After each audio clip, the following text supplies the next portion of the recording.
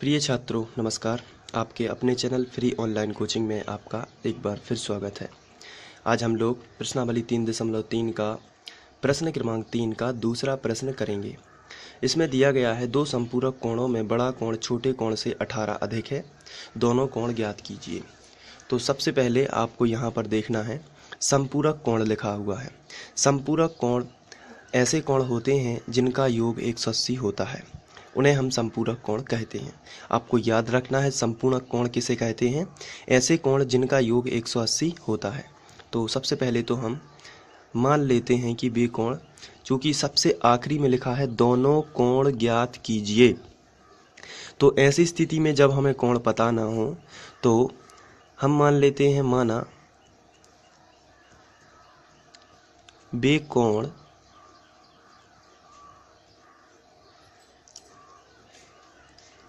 X अंश और Y अंश हैं।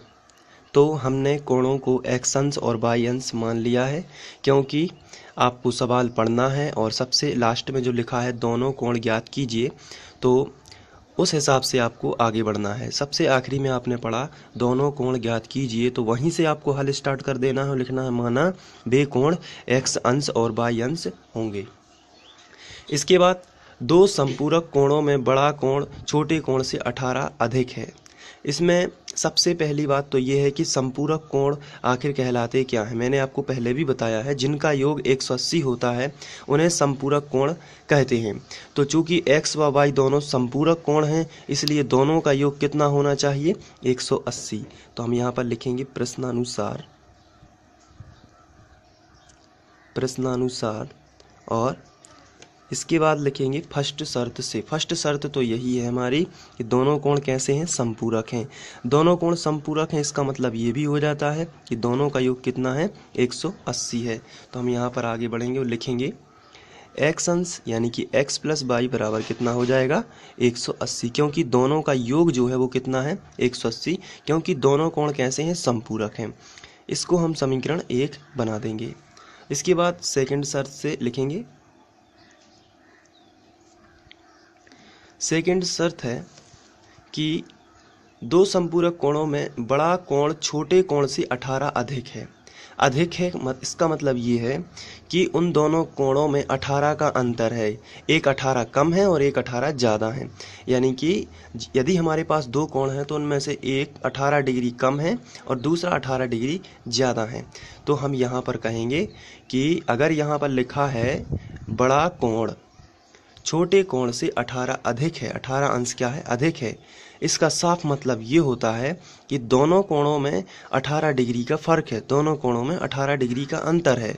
और अंतर शब्द के लिए हम लोग ऋण चिन्ह का यानी कि माइनस चिन्ह का उपयोग करते हैं। तो यहाँ पर हम माइनस चिन्ह का यूज कर लेंगे। दोनों कोणों यानी कि एक्स और वाई में 18 का अंतर है। कितने का अंतर है, 18 का अंतर है, यानी कि माइनस है। तो इस तरीके से आपको समीकरण 1 और समीकरण 2 बना लेना है।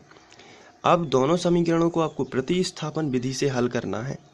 तो चलिए हम प्रतिस्थापन विधि से हल करते हैं।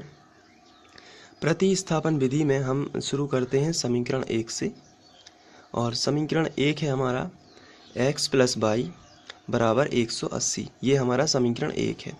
तो यहाँ पर आप देख रहे हैं कि हमें x का मान निकालना है। तो जब हमें x का मान निकालना है तो यहाँ पर जो धन का y है इसका पक्षांतर आप इस तरफ करोगे। तो यहाँ पर चूँकि y का पक्षांतर हो चुका है, x यहीं पर रहेगा, तो हमको इसी तरफ लिखना पड़ेगा बराबर 180। और ये धन का जो y है यानी प्लस का जो y है इसका पक्षांतर आप इस तरफ करोगे तो ये माइनस का y हो जाएगा, और इसको हम समीकरण 3 बना देंगे। तो इस हिसाब से आपने x का मान निकाल लिया। जब भी यहाँ पर x अकेला होता है तब आपको समझ जाना है कि अब आपको समीकरण 3 बना देना है।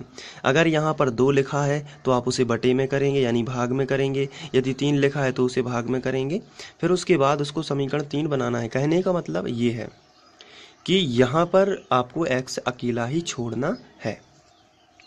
अभी जो x का मान आया है 180 माइनस वाई, ये पूरा का पूरा मान आपको समीकरण 2 में रख देना है। तो रखते हैं x का मान समीकरण 2 में प्रतिस्थापित करने पर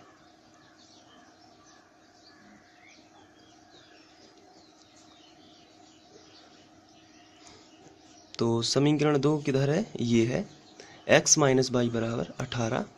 तो x का मान कितना है 180 माइनस वाई, तो यहाँ पर आप सबसे पहले लिख दोगे 180 माइनस वाई, और फिर उसके बाद ये x की जगह पर पूरा लिख चुका है, उसके बाद लिखा है माइनस वाई, तो आप यहाँ पर लिखोगे माइनस वाई बराबर में आएगा 18। अब इसको सॉल्व कर लेते हैं। तो 180 माइनस वाई यानी वाई जो है उनको एक तरफ कर लेते हैं और जो संख्या है उनको एक तरफ कर लेते हैं। तो यहाँ पर माइनस वाई माइनस 2y हो जाएगा, और यहाँ पर 18 है तो पहले से लिखा था, प्लस का 180 है, इसका पक्षांतर इस तरफ होगा तो ये हो जाएगा माइनस का 180। आगे बढ़ते हैं, माइनस का 2y बराबर 180 में से 18 जब जाएगा तो हमारे पास बचेगा माइनस 162।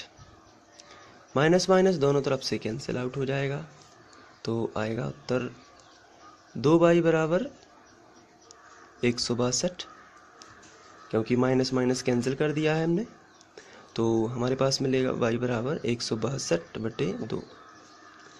जब हम इसको कैंसिल आउट करेंगे तो y बराबर आएगा 2 8 16 है, 2 एकम 2। ये y की वैल्यू आ चुकी है। अब ये जो y का मान है आप समीकरण 3 में रख सकते हैं, तो x का मान मिल जाएगा। तो हम लिखेंगे y का मान समीकरण 3 में रखने पर, तो हम y का मान समीकरण 3 में रख देते हैं। तो समीकरण 3 हमारा है x बराबर 180 माइनस वाई, तो यहाँ पर y की वैल्यू रख जाएगी, तो यहाँ पर हमें 180 सबसे पहले हमें ज्यों का त्यों लिख देना है, माइनस लगा है तो माइनस, y की जगह पर हमें कितना लिख देना है 81। तो x बराबर हमें मिलेगा, यहाँ पर हम इसको घटा लेंगे तो हमें मिलेगा 99। तो ये x का मान आया है 99 और y का मान आया है 81। तो हम लिखेंगे अतः वे कोण जो हमने x व y माने थे, तो वहाँ पर हम लिखेंगे अतः वे कोण x बराबर 99 अंश और y बराबर 81 अंश होंगे। तो इस तरीके से हम इसके कोण भी निकाल सकते हैं। तो आपको ये समझ में आ गया होगा और इसको आप नोट भी कर सकते हैं। नोट करने के लिए सबसे पहला स्टेप आपको क्या करना है, यहाँ से ये पहला है, आप यहाँ पर पॉज करके इसको लिख सकते हैं। इसके बाद ये दूसरा पेज और ये तीसरा, तो आप इसको नोट भी कर सकते हैं। और कक्षा 10वीं के सभी वीडियोस देखने के लिए आप फ्री ऑनलाइन कोचिंग सर्च करने के बाद चैनल की प्लेलिस्ट में जाएं, वहां पर आपको अलग से एनसीईआरटी गणित का जो प्लेलिस्ट बना हुआ है वहां से आप सभी वीडियो प्राप्त कर सकते हैं। वहां पर कक्षा 9th 10th 11th सभी के वीडियो उपलब्ध हैं, तो आप जिस भी कक्षा से हैं वहां से देख सकते हैं। 10th का भी आपको वहीं पर मिल जाएगा। Thank you.